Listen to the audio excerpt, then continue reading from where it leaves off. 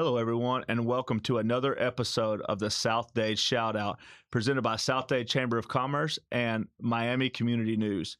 My name is Craig Garrett. I'm a proud board member of the South Dade Chamber of Commerce, where your business is our business. Every week, we highlight an amazing business, organization, or people throughout South Dade. Today's guest is someone representing an organization that changes lives every single day. Please help me welcome Andria Curbelo, Development Manager for Patches. Andria, thank you so much for joining us. Thank you for having me. It's a pleasure. Before we get started, I'd love to know a little bit about Andria. Tell me what led you to this organization and what makes you passionate about this. Yeah, definitely. So I actually come from the corporate world. This was supposed to be a position where Patches needed help, kind of scaling up their business, getting out into the community, more of some liaison support. And 3 years later, I'm still here. Very nice, very nice. Yeah, so I work heavily with veterans and children. And this one, once you see what Patches is and how they help the community, it's impossible to get away from it. So beautiful, beautiful. Great transition there. Many of our viewers have heard Patches before, but they might not truly understand what Patches does. Can you tell us a little bit about the story of who Patches is and what they do? Yeah, absolutely. So Patches really is a gym in Florida City. What we are licensed for is called a prescribed pediatric extended care daycare.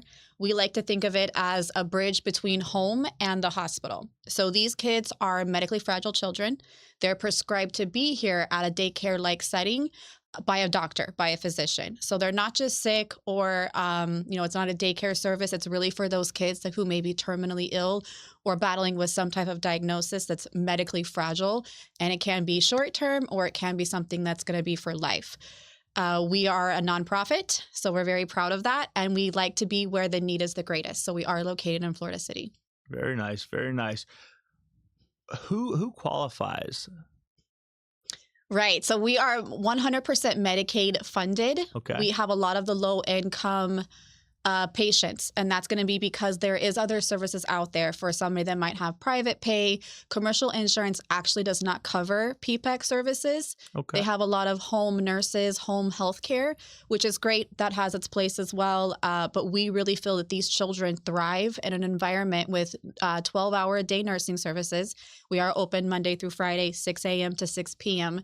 And that really gives mom and dads options to go to school, go to work. There's other siblings in the house. And it's not just caring for a medically fragile child 24/7. We have education, we have therapy, nutrition, all of that in one setting with medical transportation to and from home to make it easier for that parent to have somewhat of a normal life while they're helping their child navigate these diagnoses. Absolutely. I totally understand. Personally, I have a little brother that suffers from a medical thing, and my mom and dad, sometimes it can take over their life, right? So not only what you guys do for the kids and being able to help those kids out with these things, it's what you're doing for the family, right? Absolutely. And being able to open up dad's opportunity to go to work or mom's opportunity to take a yoga or Pilates class, to just get away and decompress so that when they are present, they're that much more present with their family. So correct. That's awesome. How do you feel that you guys are helping children every day? So we really are, like I said, not only do we help a lot of the local ERs, because these children are going to be, for lack of a better term, those frequent flyers. We have patients there that have trachs that are very young patients. We also have had heart surgeries, open heart surgeries at 3 months old. We've had preemies there on oxygen. We're going to have all types of these kids ranging from, a preemie on oxygen that maybe might not be so unstable, but then all the way to a child that's terminal and may have some type of cancer or something that's really going to affect them for life. That's going to allow, like I said, not only for the parents to have some sort of a normal life, but these nurses are going to see these children Monday through Friday, 12 hours a day, all day long. So instead of that machine beeping and mom and dad thinking, oh my gosh, what is happening? I need to call 911. They can actually come to us or be in our facility where these nurses can catch some of these children's degrading or having an issue before it gets to an emergency. We very rarely, I've only seen the fire department have to call on us a few times for something that's happened in our center. And I've been there for 3 years, and it's probably 3 times at most. Wow. Because these nurses really are on top of it. They know those kids, they know their diagnoses, they see them every day. And we had a patient that came in. The nurse kind of had an idea that something didn't feel right, took their vitals. The child was stable. And she just said, I don't think this is right. Something is wrong. He's not acting normal. And within 3 hours, he was in surgery. He had a heart problem. So it's just catching things for these kids. In addition, they're not home in bed all the time or isolated with a home healthcare nurse. Again, there's a place for that. That's great. But Patches, they can be around other children. They can be around nurses. They get therapy, music, all of that stuff that helps a child thrive and really be a child while they might be facing some unwanted situations. Very cool. Very cool. Every great organization starts with a mission, right? Yeah. Tell me, how did we realize that this was a need in our community in South Dade? Yeah. So our CEO and co-founder, Kyle Smith, she had done believe it or not, a nursing project at where she had gone out into our community in Florida City and had a bunch of data showing that there was a gap in healthcare, that the hospitals are doing everything they can, but some of these parents who are low income, they might be immigrants, they might have a lower IQ level of how to help a child like this who might have a severe diagnosis. And there was a gap between that healthcare and home. And these children, even at Nicholas nowadays, there's hundreds of kids that could go home if the parents had some type of medical background and could really help them and it be safe to be at home. Right. So she just kind of thought, this is crazy. There's a gap. She heard of a story where, in 2000, a mom had walked from somewhere in Florida City to a low-income free clinic just because her daughter was having an asthma attack. Oh, my goodness. And by the time that she was seen, she had passed away in the mom's arms. So she said, this is absolutely crazy that this is happening in 2000. Children should not be dying of an asthma attack, and I'm going to do something to change that. So again, we really are that gap between home and health. It's saving the ER. I mean, we got a letter from them of how much hundreds of thousands of dollars we've saved them from ambulance rides and MRIs and all those things that are not necessary because we can catch it ahead of time for that child. That's amazing. You don't really realize that there's that gap in care if you don't need it, right? Absolutely. So having the organization, having the outreach that you guys have, having the outreach like this shout out definitely will allow not only South Dade, but other counties as well to really see, hey, this is a need and are we covering it, in our community. As a development manager, you said you were going to be there a year, and now you're there 3 years, right? Yes. Yes. What does that role look like? So the majority of my job is really making sure that the community knows that Patches is there and that we are here to help. Our mission really is no child left behind. So regardless if your insurance coverage covers your child for these type of services, regardless of your ability to pay, we will always take a look at your case and your child and do what we can to help. We are one of the largest nonprofits, if not the largest, in South-Dade, and we operate on more than just the nursing services. One thing that we have that a lot of the other PPECs in our area do not, what makes us unique, is that we have education.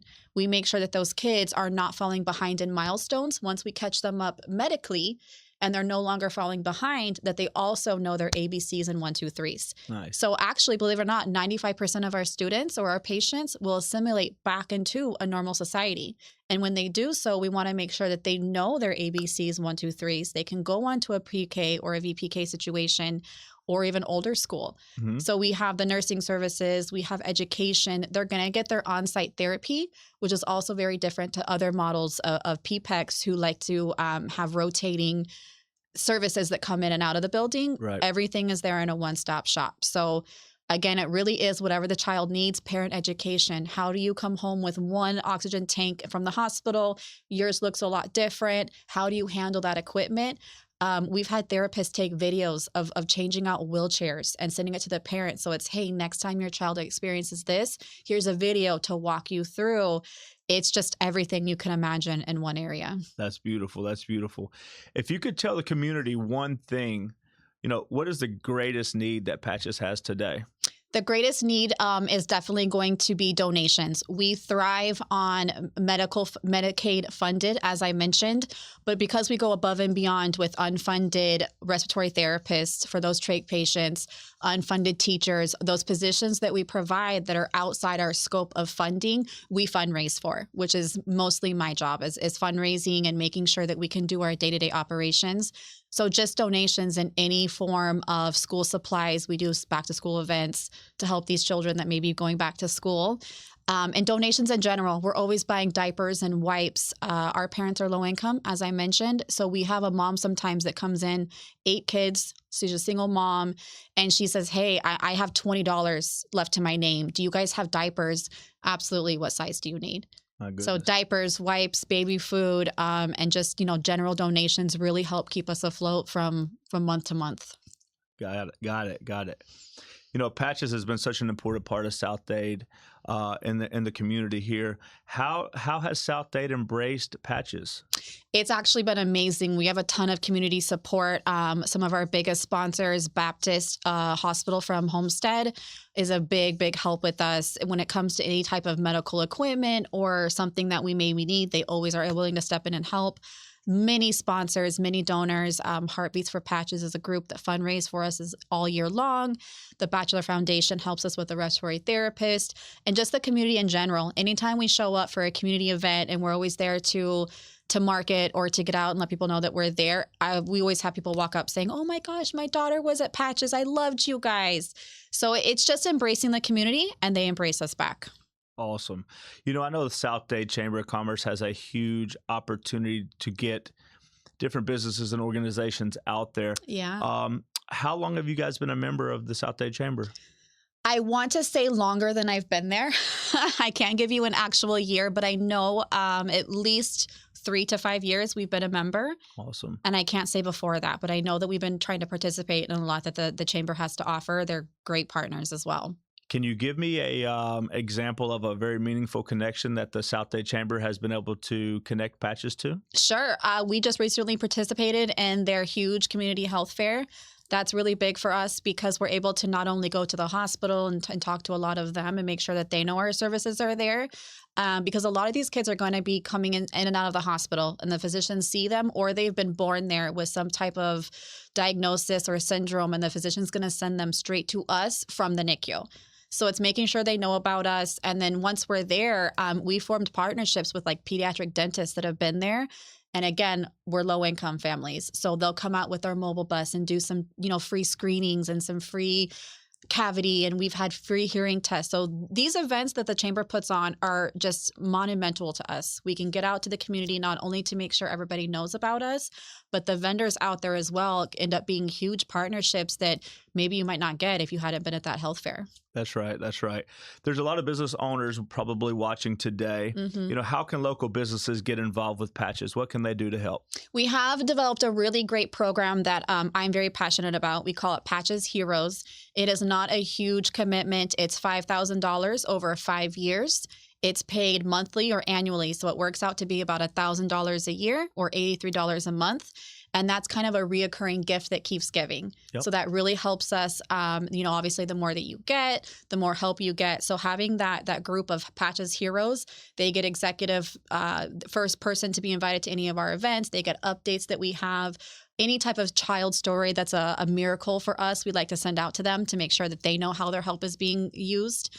But those Patches Heroes are just our lifeline. That small commitment, $5,000 over 5 years, goes a long way for us and for our kids. If somebody's not able, let's say, to financially help, how can they volunteer at Patches? We really, really love our schools, our teachers, all of those. We will do community service hours that kids need to graduate now in exchange for diapers, wipes, formula, oatmeal, and baby food, because that's something that we order on a weekly basis. So if you're not able to financially help, just donations that might not be money, but diapers, wipes, baby food, that's all a huge, huge help to us, because from what I understand, we're ordering that on a weekly basis for our patients in our facility. Very nice. Let's talk a little bit about what's coming up. Do you have any fundraisers, any big events coming up, any news that you'd like to share today? Absolutely. We just actually had a really great Wimbledon watch party on Sunday. So we just closed up a fundraiser this past week, but we are going to be doing a back to school event. Like I said, we do have our pre-K, VPK kids that will stay with us. We also have Miami-Dade School that for some of their older kids, but we do try to get these kids back into a school setting. And low income, it makes it really difficult to buy all these school supplies. So in August, we'll be doing a back to school event, a Thanksgiving event, and then of course, Christmas is our really, really big time of year. A lot of our parents will come to us and say, hey, I have, several kids. I don't have money for Christmas this year. And we will try to fundraise and get the community together. If you can give one child a gift, great. But what if you can take care of that whole family and mom doesn't have to worry about gifts? And that's where, my heart really is I make sure that the whole family, the entire facility is covered in gifts and mom just doesn't have to worry about Christmas this year. That's awesome. That's awesome. At Peterson Harley-Davidson South, where I'm the GM, we do a lot of different toy drives and give backs, and I would love to have an opportunity to help with that this year at the Christmas time. It's important to us. We believe in that. We believe in that community give back. So, offline, let's definitely connect. Let's definitely connect for that. That would be really cool. That's wonderful. Thank you. The future of Patches, right? Yep. Where do you see Patches in the next year, maybe even the next 5 years? Are you still going to be there? Yes. I think that they've pulled me in as She's a lifer. Now, guys. She's committed. Yeah. On a personal level, I actually had all three of my boys. I have 3 boys, and all of them were preemie NICU babies. So it's really hard to go in there and see these kids in a crib or see what they're struggling with and their families are struggling with. And anytime you think about doing something else, you think, but what happens if I leave, right? So I will probably be there. Never say never, right? But we actually have a dream to scale up into a village. So Patches Village, we already have the land. Again, we're going to stay in Florida City because we do feel that that's where the need is the greatest. If we were to move to Kendall or South Miami, people typically here have other resources that they can call upon that residents of Florida City might not have the resources that they do. So we want to stay in Florida City, but we're working with several partners there to build a 5-acre village. Oh, wow. Yes. It's going to be the first of its kind as far as we know. And it's going to house, like I said, it's going to be the nursing services, therapy. We're going to do a school because these kids have a really hard time going to school. Correct. And when they're being treated for something that they might need deadly medication for. But we want them to be in school. We want them to have a normal as possible environment. So school, therapy, nursing. We're going to do a free clinic because we also feel that the healthcare is a little bit lacking in Florida City. And we want to do a young adult daycare. So one of our biggest things that we struggle with and I struggle with is these kids are no longer considered a pediatric patient at age 21, which means they age out. This child might be 21, but he has the capacity of an 8-year-old. Correct. So you take him to an adult nursing home and they're declined coverage or they're declined entry because he's not an adult, but he's also not a pediatric patient anymore. And we have to discharge them and just give them back to mom and dad who now have quit jobs. They're going to go back on state help. They don't have any other resources because there's also that gap of help. So we want to make sure that these kids have somewhere to go separate from our pediatric patients, but it's a safe environment where they still get nursing services. There'll be an assisted living room where somebody's teaching them how to brush their teeth, how to fold, maybe, pop a piece of toast in the toaster so that they can help mom a little bit more. But also mom can still work at when their children hit age 21 and no longer qualify for the PPEC, the pediatric side. That's amazing. And when do we break ground? Okay, so our goal is in 3 years. Okay. We are starting a capital campaign. That is going to be a real push going forward. It is about a $22 million capital campaign. So I want to say 3 years. That's our goal for sure. And we're just looking to start partnering with people in the area, maybe somebody that wants to make a lasting impression, that wants to come in and donate or really help us get off the ground. In having these conversations, we've had a bunch of really great partnerships in the area. A lot of the businesses at South Dade Chamber have offered their services, construction, ground services, foundations, all of that for basically free of charge to help us make it a reality. Very good. Very good. Well, one of my questions was going to be, if somebody gave Patches $1 million today, well, where would we start? The village, but yeah. I think the village is the answer, right? Yes, I think it's very much needed, right? So if you're also a low-income parent, your child is on oxygen, but they have 2 or 3 siblings, if you can't drive to back and forth to Nicholas, right, or to your child's pediatrician, and typically they have more than one specialist, right? They're going to see if they're medically fragile, they're going to see neuro, they're going to see pulmonology, they're going to see a pediatrician. There are so many appointments to hit. And maybe in Florida City, mom doesn't drive. She doesn't have a driver's license. She doesn't have access to a vehicle all the time. How do you get to all these appointments? And then how are you jumping on a bus to hope the bus makes it there on time with an oxygen tank, 3 kids, and you're going all the way across in traffic? So it really is a hindrance to our parents, and we want to make it more accessible, and we want to make it more accessible to the community. So it's 1,000% going to be the village, and we realize that gap, and that's why we want to have that free clinic component, because you don't have to be a patient of Patches. If there's an emergency, then you can come in your backyard instead of needing to be ambulanced or rush up to Nicholas if you have a small child. Right. That's amazing. Yeah. Before we wrap it up, if somebody's listening today remembers one thing about this interview and about Patches, what would that one thing that you hope that they would remember? I want everybody to know how unique Patches really is.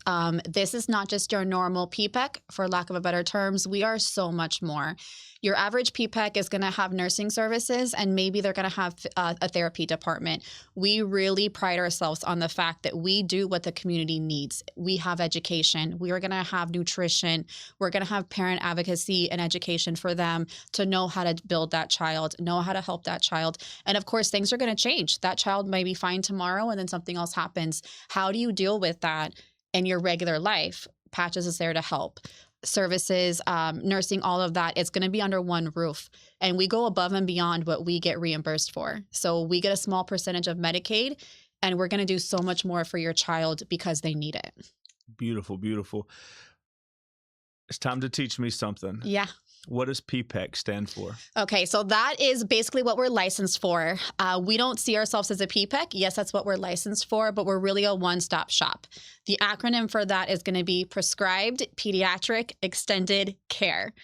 But for us, even though it's an extended care, 12 hours a day, we really are more of a medical daycare, a bridge from home to hospital. Very nice. And finally, where can we learn more? Social media, website, what do you got? Our social media is amazing. We have an amazing, amazing social media manager. She's there every morning, every afternoon, trying to capture these kids. So I would urge you to please go check us out. Our handle is Patches_PPEC, PPEC. And then we do have a brand new, beautiful website that one of our board members built for us at patchesppec.org. Very nice, very nice. Andria, thank you so much for spending this time with us today. With an organization like Patches, it's just very important for our community to know and learn more and more about how we can support you guys and support these families that are in need. Mm-hmm. We appreciate everything that you and your team do every single day. There's definitely a need for that. To everyone that's watching, please go out, check out those websites, sign up for the events that they have, maybe host a fundraiser, let some people know what we have.